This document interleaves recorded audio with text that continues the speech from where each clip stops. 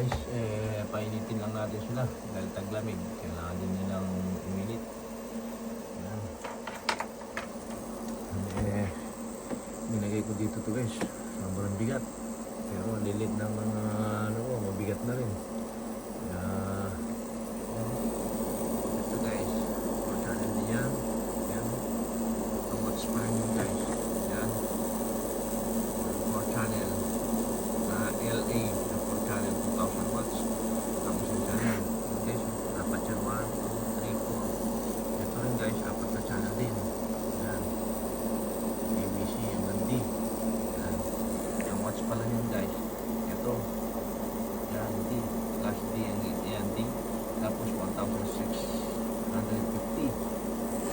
Ito din guys. Na 4 channel din.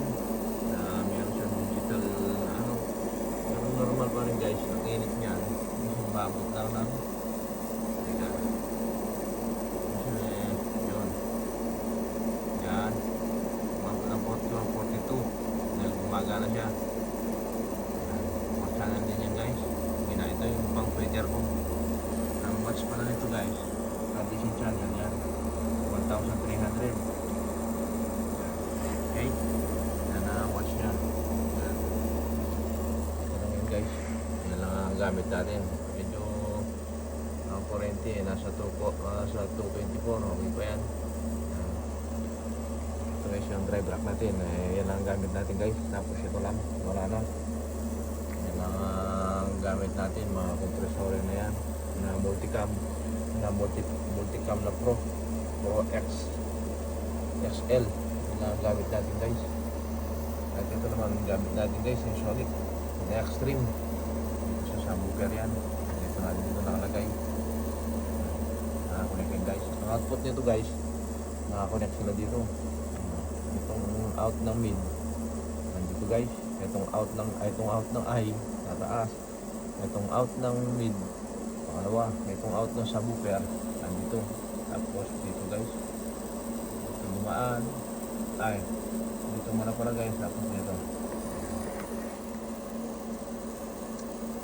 napainit lang natin guys. Pero tumutugtog yan, hindi na ako. Yan.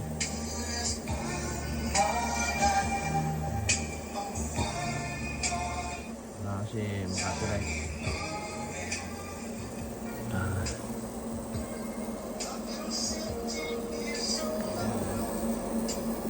Natin guys, makapiright tayo. Sayang lang itong live natin, video natin. Ayan. Okay. Ayan lang guys. Ayan, napainit. Ayan so guys, isang set na yun guys. Na tayo lang natin yung pambanat natin na dalawang amplifier guys.